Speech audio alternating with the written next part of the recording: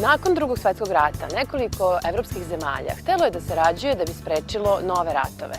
Belgija, Francuska, Italija, Luksemburg, Holandija i Zapadna Nemačka 1952. godine osnovale su Evropsku zajednicu za ugalj i čelik.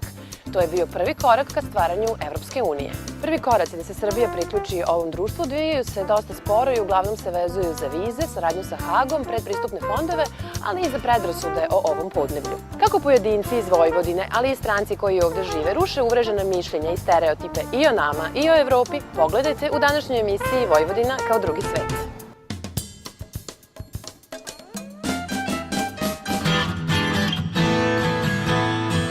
Kožne jakne, Rolling Stone, Modene 1, Rex Celda.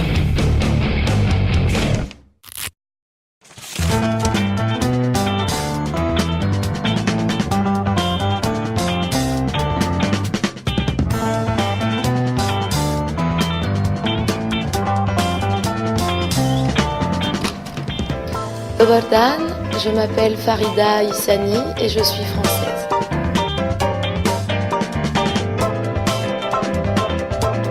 Je suis arrivée en Serbie le 2 octobre pour enseigner dans le cadre d'un stage à l'université de médecine de Novi Sad, au lycée Zmajovina et pour donner quelques heures au centre culturel français. J'enseigne le français.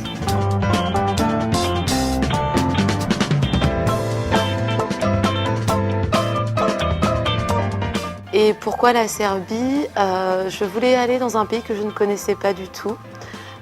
Comme je connais les pays proches de la France, j'ai voulu aller un petit peu plus loin et j'ai regardé sur une carte et je me suis dit je vais essayer la Serbie. Je ne savais pas du tout à quoi ça pouvait ressembler puisque je ne connais pas du tout l'Europe de l'Est.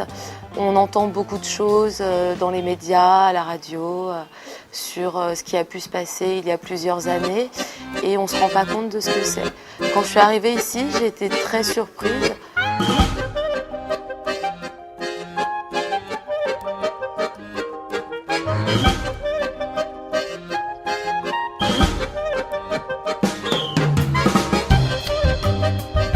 Je trouve que l'architecture est vraiment magnifique, mais Novi Sad a un charme très particulier avec des bâtiments très colorés. Les gens sont vraiment agréables.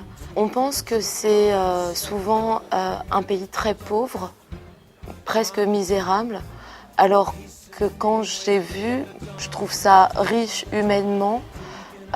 Économiquement, j'ai pas l'impression que ce soit pauvre non plus et je trouve ça vraiment agréable.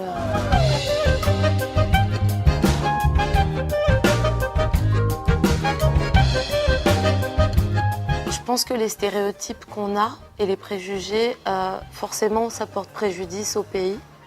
Après, je pense que c'est important justement de découvrir, d'aller voir par soi-même comment ça se passe pour vraiment se rendre compte de la situation. Et maintenant, grâce à certains médias comme Facebook, moi j'ai mis des photos de Novi Sad, de la Serbie, qui montrent une image complètement différente. Mes amis sur Facebook m'ont dit c'est magnifique, c'est beau, c'est joli. Et c'est pas du tout l'image qu'ils avaient de la Serbie.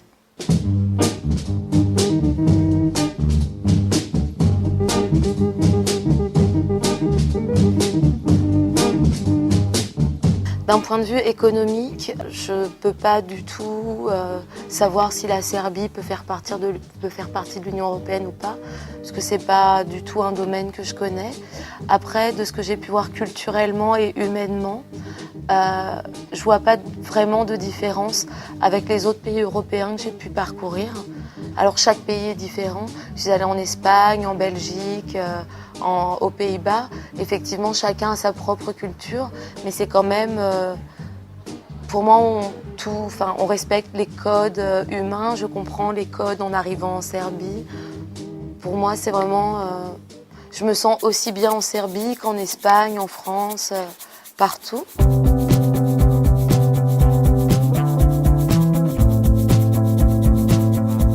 Les personnes, les jeunes que j'ai pu rencontrer en Serbie ont une envie extrême de voyage, mais pas de voyage de vacances, vraiment de voyage pour un échange avec les autres pays. Et comme pour l'instant, la Serbie ne fait pas partie de l'Union européenne, c'est beaucoup plus compliqué de voyager. Le temps est limité. On ne peut pas s'inscrire dans toutes les universités ou dans toutes les écoles en Europe, parce que le système européen a été changé avec la réforme licence, master, doctorat. Et du coup, ça permet vraiment d'aller étudier un semestre en Grèce, un semestre en Allemagne, en France, voilà. Et il y a beaucoup de gens qui aimeraient en Serbie aller dans d'autres pays européens pour apprendre la langue et leur matière. Et je pense que aussi beaucoup de Français aimeraient pouvoir découvrir la Serbie en venant étudier en Serbie.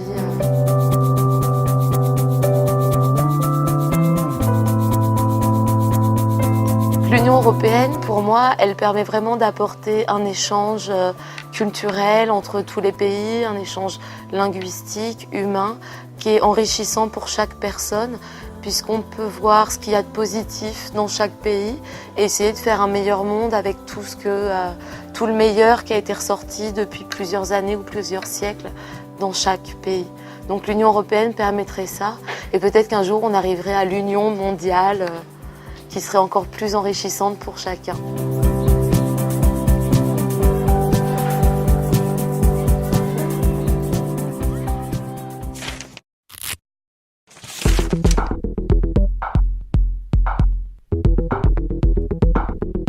Moje ime je Petar Krasić, ja sam student 5. godine saobraćajnog odseka Fakulteta tehničkih nauka i nagrađen sam od strane Evropskog saveta za bezbednost saobraćaja za projekat pod nazivom Road to Respect.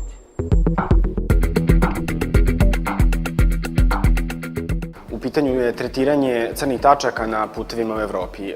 Ja sam 2008. godine aplicirao za učešće u tom projektu i moj projekat tretira 2 crne tačke na jednom lokalnom putu u opštini Bačka Topola.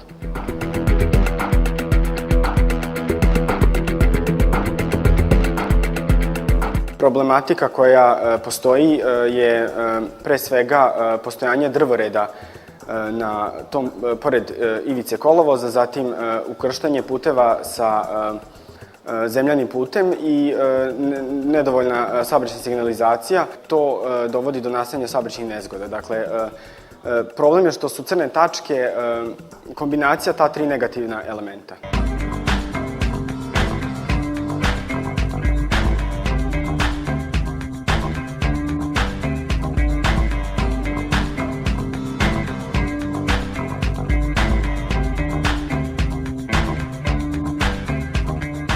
Tretiranjem tih crnih tačaka bi na najbrži, najefektivniji način došli do smanjenja broja saobraćajnih nezgoda. Znači, to je jedan od načina kod kog bi za što manje troškove dobili što bolje rezultate.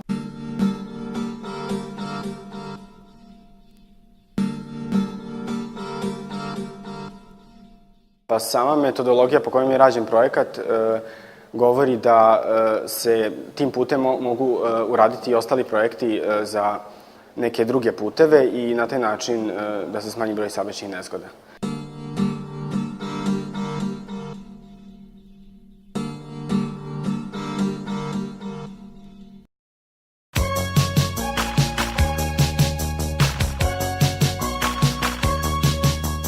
Evropa mi je donela jedno veliko iskustvo i jedno unapređenje.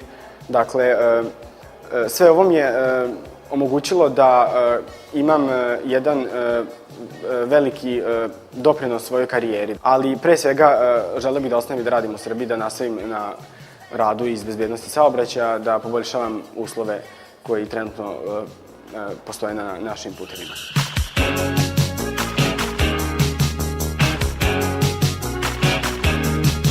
Trenutno zadatak članica Evropske unije je da broj saobraćajnih nezgoda do 2010. smanje za 50%. Srbija, ukoliko bude želela da postane članica Evropske unije, to mora da uradi i kada bi bila, morali bi da radimo na ostvarenju tog cilja.